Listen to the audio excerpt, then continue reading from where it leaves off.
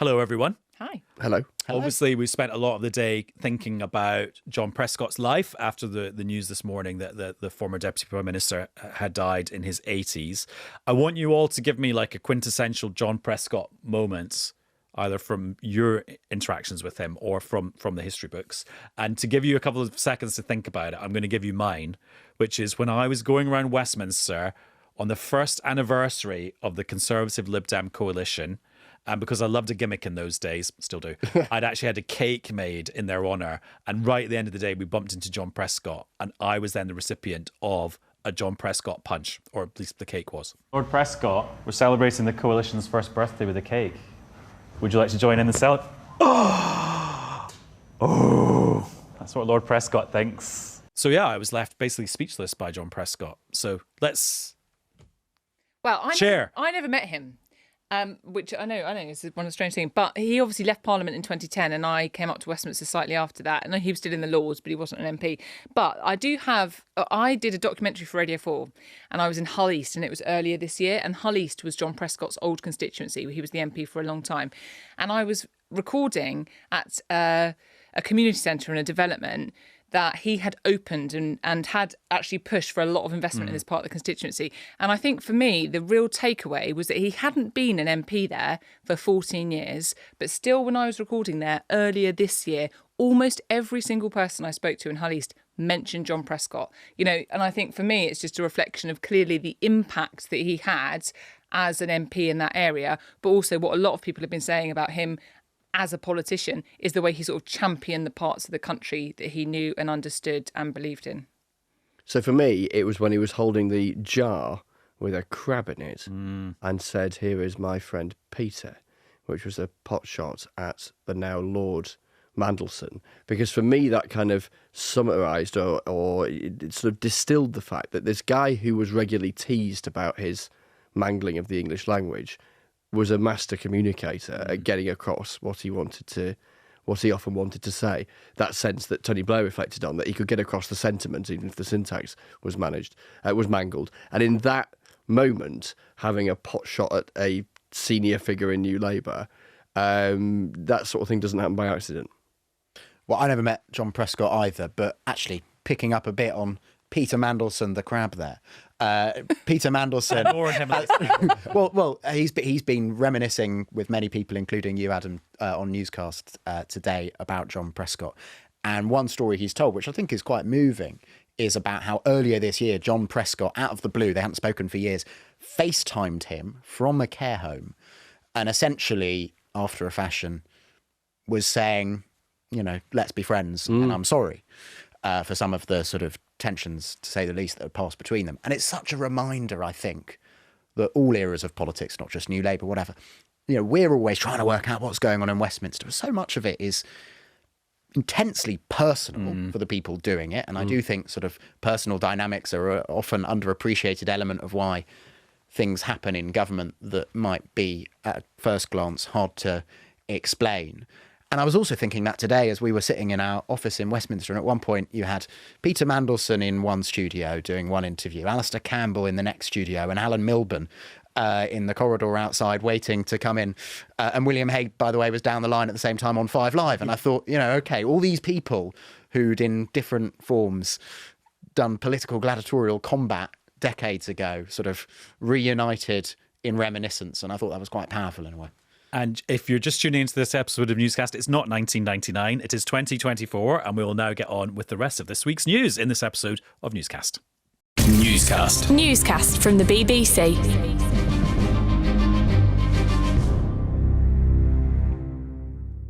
Hello, it's Adam in the Newscast studio. And it's Chris in the Newscast studio. And it's Alex in the Newscast studio. And it's Henry also in the Newscast studio. Henry, lovely to have you here, because normally when I hear you or watch you on Newscast, you're at home on a Sunday in that TV with Laura and Paddy. So welcome to the actual real... Discover it's real. Yeah, is it as comfy as your own sofa? I'm not sitting on a sofa when I record a newscast. I'm sitting on a hardback chair. Oh, because it's work. Exactly. You're not lounging there. So it's significantly more comfy than my usual newscast posture. And you can hear Henry on whatever he's sitting on the weekend episodes of Newscast, which are available on BBC Sounds, just like our weekday episodes of Newscast. Right. We'll talk about John Prescott in a minute, because there's lots to talk about him and his era. But first of all, just the era we're in now, which is increasing kind of activity in the Russia-Ukraine conflict. So at the start of the week, we saw Joe Biden finally, as some people see it, allowing American-made Attacker missiles to be launched into Russia. Quickly followed, Chris, by the British equivalent, which is the Storm Shadow missiles being fired into Russia as well. Yeah, and we've had this debate, haven't we? A very public debate going on for months and months and months. And that's caused, when I speak to senior folk, defence folk here, they've been quite irritated by that. But it's kind of inevitable when you've got President Zelensky of Ukraine publicly making an argument for it. He was saying that to me in the interview I did with the president back in July. He'd been saying it for quite a while already. So inevitably then there was a lot of public focus amongst the kind of Western allies of Ukraine, of folk like us asking folk in government, so what are you going to do then? We saw Keir Starmer go to the White House to talk to President Biden in September. It wasn't the only thing on the agenda, but it was on the agenda. There was people to persuade in the White House. The UK was, as it was put to me, forward-facing in its outlook on this. In other words, it was trying to persuade sceptical allies that this was a good idea, that it was the right thing to do. But the key thing was always going to be, how does Russia calibrate its response to this kind of thing? And, as we record Newscast right now, we're getting the beginnings of a sense of that, aren't we? With these longer range missiles being fired into Dnipro, and then the language that we've heard from President Putin talking about this sense that the conflict has taken on a global nature now, as opposed to, as he saw it, a regional conflict. And the suggestion that military targets in, as he would see it, aggressor countries, in other words, the United States and the UK, would be legitimate targets. Now, that might be rhetoric, it might not be, it's clearly rhetoric at the moment. That has the capacity to cause concern. Clearly it does. And it's definitely a ratcheting up on where we are in all of this. And it's interesting watching the discussion in America, which with the election of President Trump has instantly switched from let's support Ukraine. The only solution to this is for Russian forces to leave all the occupied territories of Ukraine, to now you've got, the Democrats and Joe Biden's allies saying that, but President Trump and his allies who are about to be in power are saying, nope, we've got to have negotiations. Actually, we've got to look at maybe partitioning this country for the foreseeable future. And that's what's interesting, because there's been quite a lot of speculation as to why Joe Biden gave the go-ahead for the use of those ATACMS long-range US missiles into Russian territory at the time he did. Because to the point that Chris was making, this has been a point of conversation for a long time. It's been a demand from Zelensky. It's been discussed at the international level. So the fact that he's done that before an upcoming Trump presidency has led some to suggest that it might be this kind of ramping up before what might end up to be a negotiation, or it might be that he wants to strengthen Ukraine as much as he can during his tenure. There are others that suggest that it is perhaps a response to the presence of North Korean troops now involved in this conflict. So you don't know the reasons, but I think throughout this week, and of course it isn't just the US allowing the use of those long-range missiles, it's also the fact that they have allowed Ukrainian use of landmines, which is a controversial decision in and of itself. So there's been a lot of speculation as to the reason why, and a lot of speculation as to the possible Russian response. You've got to remember, I think, the context behind all of this. As this war has gone on now for the period of time it has done, there have been at various points this kind of pattern where you've had President Zelensky say, this is what we need to further our cause.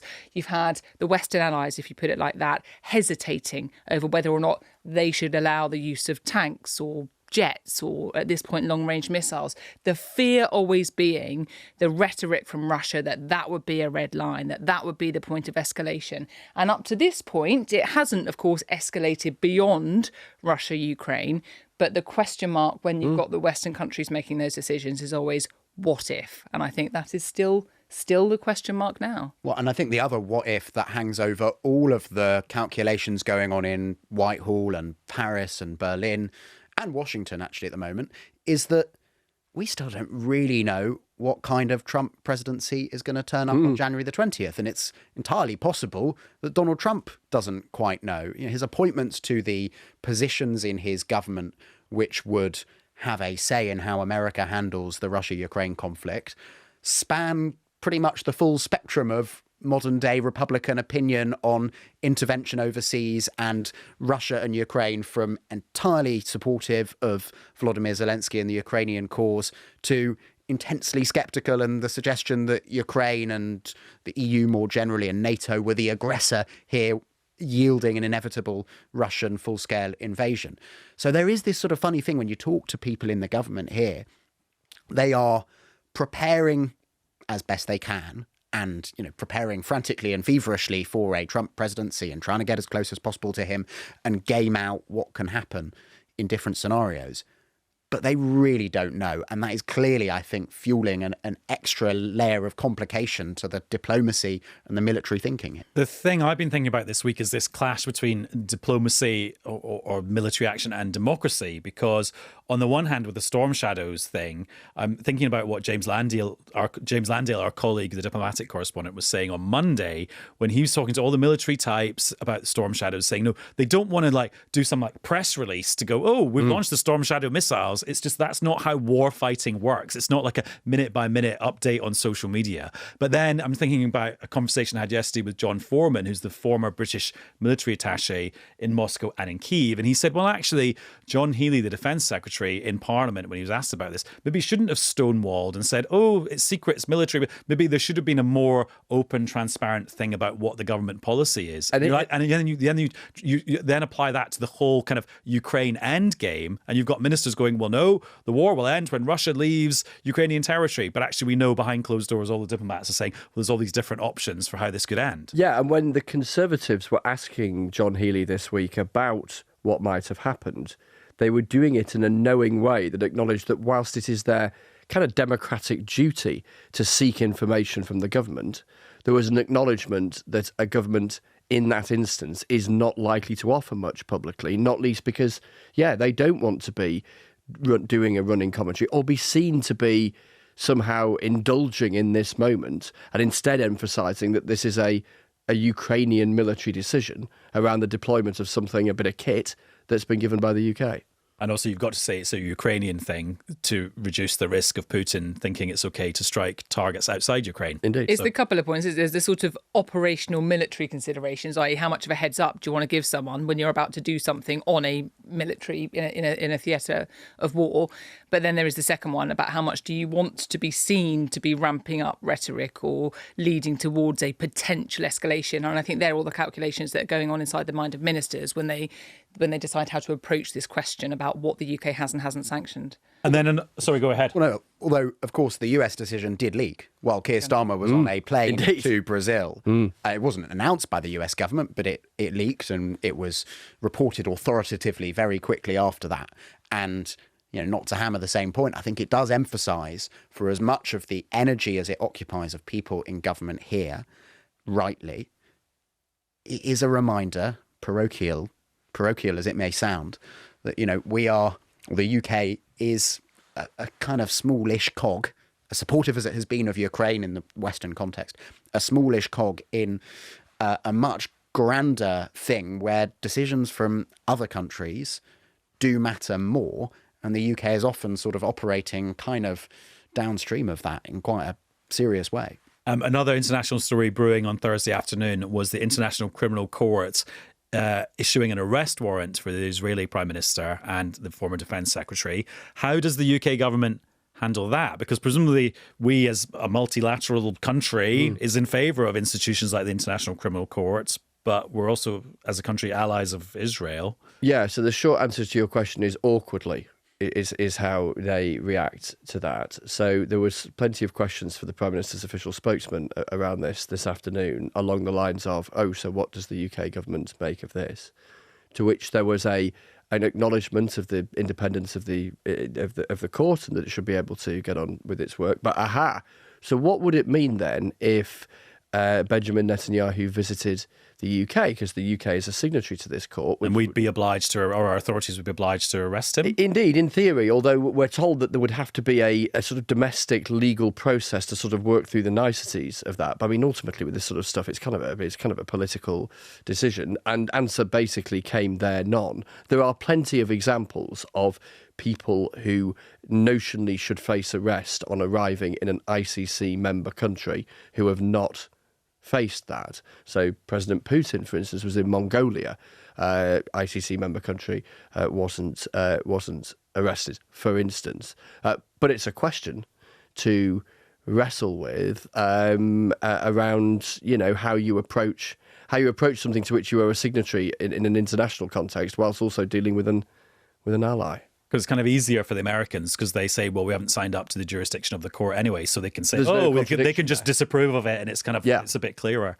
We should also say the ICC's issued an arrest warrant for the military commander of Hamas as well, having issued previous warrants for Hamas figures who've since been. And it's not clear if that particular figure is alive. Right. Let's talk about matters truly domestic and actually a bit historic now, because tributes flowing this morning to John Prescott, former Prime Minister. What were his years in office? Former Prime Minister. Sorry, in his mind. He just got promoted. Well, no, sorry, I meant in the summer. In the summer, when Tony Blair was away, he was the acting Prime Minister, wasn't he? He was an MP from his years 1970 to 2010. Yeah. 40 years he did as an MP, and then he went into the House of Lords. So it was a long time. Hull East was his constituency.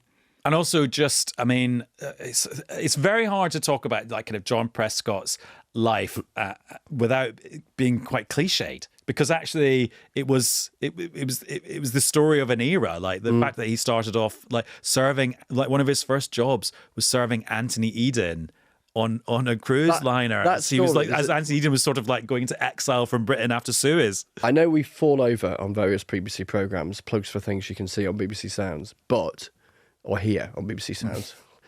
My corporate speak is not quite in line. But there was a brilliant documentary from 2007 called Prescott at Your Service, which tells the story of that trip to New Zealand where he was a waiter and Anthony Eden, who just resigned as Prime Minister, was basically trying to get away from it all and also convalesce because he wasn't well. And you have a 19-year-old future Deputy Prime Minister waiting on a very recently former Prime Minister, and the kind of, as Lord Prescott saw it, the upstairs, downstairs, bottom class, upper class, they were his descriptions of that dynamic, whilst also he was full of warmth and praise for Sir Anthony, who he thought he just got on with very well. Who gave him the prize in a boxing competition, which meant that he got several hours overtime. Didn't he say that he used to, when he did go into the Commons, that people used to sort of, the Conservative peers used to sort of reference his time serving on the ship and asking for a drink, asking for a gin and that kind of thing. Like it stayed with him, I think, all the way through. Well, that class element, I do think, has been really striking in so much of the tributes to John Prescott and the obituaries about him today. Because people keep saying, and I'll dabble in cliche here as well, he was a bridge. You have my permission. He was a I'm not bridge saying between old Labour and new Labour, and clearly that was true. And he sold modernisation to sceptical parts of the Labour Party and the Labour coalition in a way that Tony Blair couldn't have done. But it also feels like he was a bridge between two kinds of Britain. This was the Deputy Prime Minister who, was there at the Millennium Dome as Britain moved into a new millennium. But when he came into politics, he was fueled by forces which really are not that much of a thing in British life these days. He was clearly fueled by a sense of fury that he failed the 11 plus. And now, there are still some grammar schools in England, but far fewer than there were then. So that wasn't that great moment. He then left school as a teenager to sail the world in the Merchant Navy. Again, it still exists, but it's not the thing the same way. Working class autodidact came up through the trade union movement. Well, trade unions are less of a force in public life. And for people who aren't autodidacts themselves, that's somebody who's basically educated themselves. Right. I mean, he did go to university in his 30s, first at Ruskin College in Oxford, which is a sort of trade union university college, and then University of Hull, which I think is why he became the MP there. But, this is kind of a man who it's quite hard, even though they weren't wildly different in age, it's quite hard to sort of think of, actually, he was there at the same time as Tony Blair, who feels like such a more 21st century figure, lawyer, much more like politicians are like now. That's the thing, actually, as someone who stalks the corridors of Westminster now. Here's the cliche. They don't make them like that. But they quite literally don't. Britain doesn't. Also, Alex, I've been thinking today, are we still in a slightly old school way of doing people's obituaries? Because we're I just finished one. I'm feeling a bit wounded here. No, but you weren't watching the 6 o'clock news, were you? Well, I've just got some notes actually. Let me just no. But are we in a world now where we've all been raised to you don't speak ill of the dead, but actually there are like some negatives to John Prescott's career and his personal behaviour. Yeah. I think there's always a slight danger that when some time has passed between someone leaving a kind of elected public office, as he did in 2010, so that's now 14 years ago, and somebody who was quite clearly a very big figure, an influential figure within the Labour Party and movement, someone with a very big personality and a presence, and someone who clearly had an instrumental role in the party, not just for getting some of their modernisation reforms through, not just for that idea of keeping the old and the new, not just for the idea of keeping Tony Blair and Gordon Brown on the same page. Yeah, he clearly did a lot, right? But I do think there is a danger that with enough time passing that you forget that he was also had some really difficult things. He punched someone. Now people sort of look back on that and laugh. And at the time, even Tony Blair said, well, look, John will be John, or whatever the sentence was. After a night of anguish, trying to work out what to say. But in the middle of an election campaign, if somebody egged him, he did give him a left hook. I think most politicians now would say that you can't go around lobbing people, right? And he also had an affair. And, that again was a very difficult moment for him. With a quite junior staff member in his private office. Yeah, as an elected MP. So I think it is very important to remember the influence and the influential role and the impact that John Prescott had, and that he has been flooded with tributes for the difference that he made to the Labour Party and the impact he had as Deputy Prime Minister, and also some of the stuff he did around devolution and climate. But I think you should never airbrush parts of a politician's career. Well, talking about the punch, which inevitably we're going to now do for longer, I was chatting to Lord Mandelson about this because he was on the podcast episode of Newscast on Thursday talking at length about the decades that he had sort of tussled with John Prescott, going back to when actually John Prescott hired him as a researcher on the Shadow Transport team in 1981, and also provided a reference for him to get the job that ended up with Mandelson co-creating New Labour. Anyway, so I asked Lord Mandelson about the punch and about the agonising that Tony Blair had done overnight about just how to handle that bizarre moment. I remember Tony calling in Hartlepool, and he said, have you seen what's happened? And I said, well, difficult to miss. He said, what do you think we need to do? What do you think I should do? And I said, what are people saying? He said, well, some people think that it doesn't matter, and other people think he's really got to stand down. You can't have the Deputy Prime Minister throwing punches at the public. And we talked about it, and I said, well, look, give it a while. Don't just see how the story unfolds. It could go in either direction. Yeah, what would happen today? Well, for starters, the person who egged him would not have got anywhere near as close. I mean, that's one thing I was struck by, having just covered a general election campaign, watching that. That is someone, a senior politician, the second most senior politician in the land, campaigning within, plain sight of dozens, perhaps more. Yeah, I mean, he got off a bus and crossed the road. I mean, the one exception I might say to that is Nigel Farage. Exactly. He was When he probably got the only milkshake. party leader in the campaign just gone who did, certainly up till that point, campaign a bit more organically. But now, for understandable security reasons, I should stress, election campaigns are much less impromptu, much more sanitised. You go to different parts of the country, but you deliver speeches to kind of pre-screened crowds. We've come a long way from the soapbox, so it wouldn't happen in the first place. I suspect, though, the public would end up with a similar reaction. Yeah, so I think the reaction to these things, up to a point, is grounded in the existing perception of the character at the heart of it. Not to be super lazy, but is Angela Rayner the John Prescott of 2024? Well, she spoke about this today. She gave an interview to That's why I feel sort of justified asking the question. And the World at Once, yeah. And I think it's fair to say that she herself was drawing some parallels about the way she's tried to approach the role in terms of being authentic, in terms of being herself, in terms of the advice that she says that John Prescott gave to her. She says she was regularly in contact with him, and he would say, use your voice and be an advocate for the people of the parts of the country that you represent, in both of their cases in the north of England. And I think so there are definitely some parallels, not least by the fact they've got the same job, Deputy Prime Minister in both cases. Yeah, and I think straightforwardly, both of them have acknowledged that kind of connection in terms of similarity of background, doing the same job, offering a different take on the Labour movement, if you like, than the person in the big gig as Prime Minister. So yeah, I think there's a straightforward comparison there. One difference is that what keeps coming up in Tony Blair's interviews with the BBC Today and his memoir is how much he valued John Prescott's advice. They ran against each other for the leadership in 1994, but it was always pretty much a foregone conclusion Blair was going to win. But after that, I think there was no question that Prescott was ever after the job.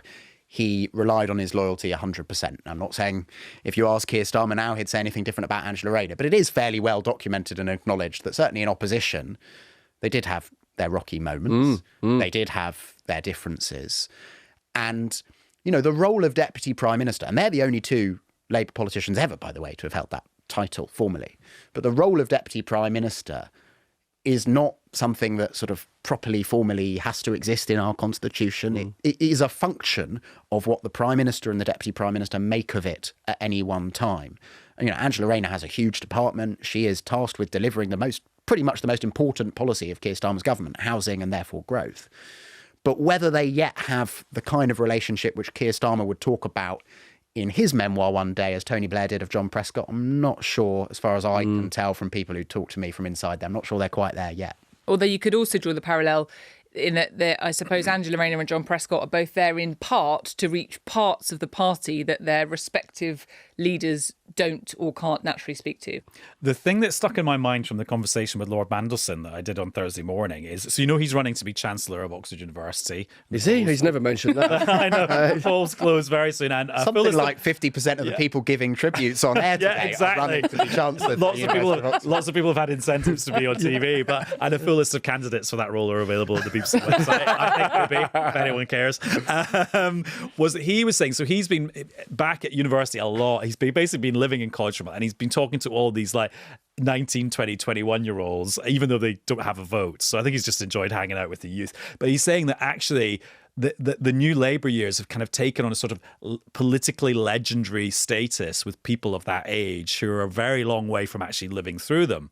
And I just think that's intriguing because actually I always found as a political journalist at Westminster is still, as a group of people, transfixed by that era, even if actually lots of the people at Westminster now weren't adults or weren't there for that era. And it's amazing the grip that period still has on the collective political imagination. And it's just like the grip that Thatcher's premiership has as well, even though there are even fewer people around who are actually there for that. Well, you could say it's by virtue of the fact that they won successive elections, you know, the kind of new Labour government and the Thatcher government, and not every government does, right? So they're in power. And there were very stable periods compared to what we've lived through previously and since. And also that period in government means that obviously you get a chance to do things that actually end up changing, you know, sort of have a lasting impact, which, agree with it or not, you'll definitely say that the Thatcher government had a lasting impact in some structural ways, and as well the new Labour government.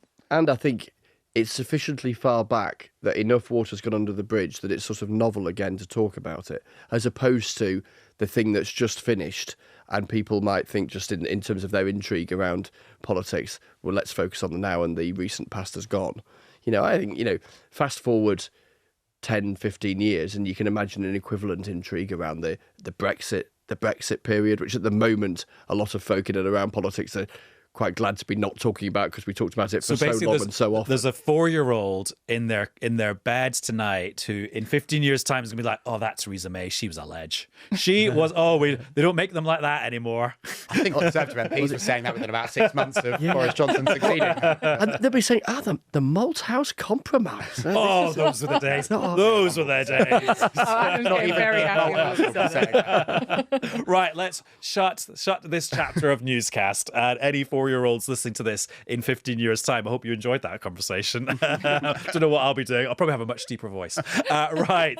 Thanks, everyone. Lovely to see you all. Cheers. Pleasure. And thanks for listening to this episode of Newscast. We'll be back with another one very soon. Bye-bye. Newscast from the BBC.